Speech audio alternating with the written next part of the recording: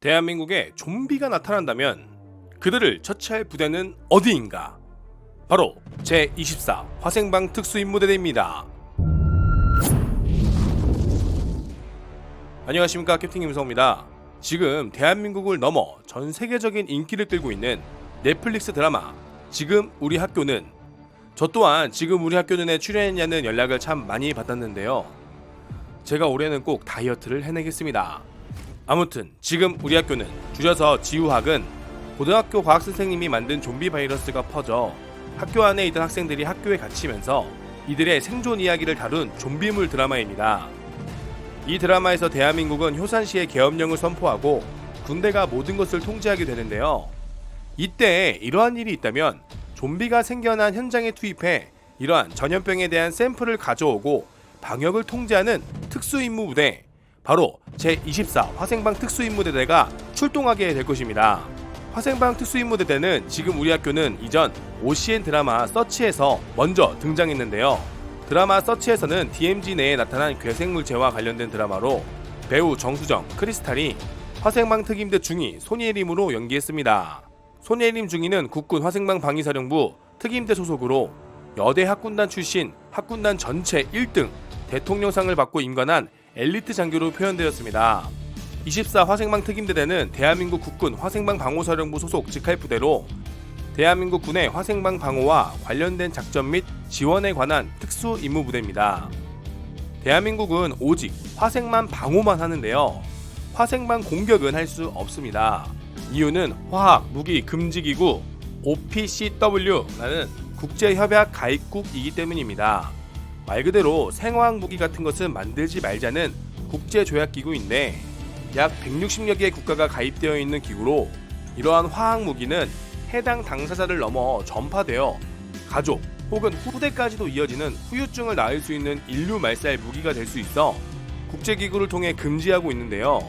역시 불법의 나라 북한은 여기에 가입하지도 않았고 세계 3대 화학무기 보유국으로 거기에 NPT 핵 확산 금지 조약도 탈퇴해 막장 국가의 길로 달려가고 있습니다. 하필 우리와 마주보는 적국이 이러한 상황이라 우리는 화생방 위협이 세계에서 가장 많이 노출되어 있는 국가이기도 합니다. 이로 인해서 제24 화생방 특수임무대대는 경찰특공대, 해양경찰특공대, 특전사 707 특임단, UDT 특임단과 함께 대한민국 국가급 대테러 부대로 승격되어 대테러 화생방전을 수행합니다. 화생방 특수임무대대는 대한민국에 두 개가 있습니다. 바로 제21 화생방 특수임무대대와 제24 화생방 특수임무대대입니다. 제21 화생방 특수임무대대 같은 경우 본래 수방사 소속의 21 화학대대였습니다. 간단하게 설명하자면 1980년대 후반 북한의 생화학 무기에 대한 위협이 커지자 우리 군은 1988년 수도방위사령부 제1화학단을 창설 이후 1999년 육군 화생방 방호사령부로 확대 개편, 이후 2002년 한일 월드컵을 앞두고 대통령 명에 따라 국군 화생방 방호사령부가 창설되었습니다. 이때 24 화생방 특임대대가 탄생했고 최초의 화생방 특임대대가 되었습니다. 이후 2016년 수방사에 있던 21 화생방대대가 국군 화생방사령부 국화사로 넘어오면서 특임대대로 임무를 변경, 21 화생방 특임대대가 되었습니다. 24 화생방 특임대대는 대통령 명령에 따른 국가급 대테러 지정부대이며 21 화생방 특임대대는 국방부 장관 명에 따르는 대테러 부대입니다. 24 화생방 특임대는 전국구 출동을 위주로 한다면 21 화생방 특임대는 서울 수도권 위주의 작전 반경을 가지고 있습니다. 24 화생방 특임대는 육해공 화생방병과 장병들이 모인 곳으로 대대장은 육군 중령이며 장교의 경우 선발 또는 계획인사로도 발령이 날 수 있으며 이 신임 소위들이 가는 경우도 있습니다. 부사관의 경우 면접 형태로 선발이 이루어져 화생방학교 성적 우수자 혹은 훈육관 추천자 중에 체력, 교육 성적 등을 고려해 우수한 자원을 선발합니다. 병사들의 경우 소종의 시험을 거친 후 선발, 배속되는 것으로 알려져 있는데요. 24 화생방 특임대대는 화생방 병감에도 불구하고 이 대테러 부대와 함께 출동하기 때문에 공수교육, 즉 낙하산 강화훈련을 받을 수 있는데요. 이는 의무사항은 아니며 간부들 중에 공수훈련 자리가 있으면 지원하여 공수훈련을 다녀올 수 있습니다.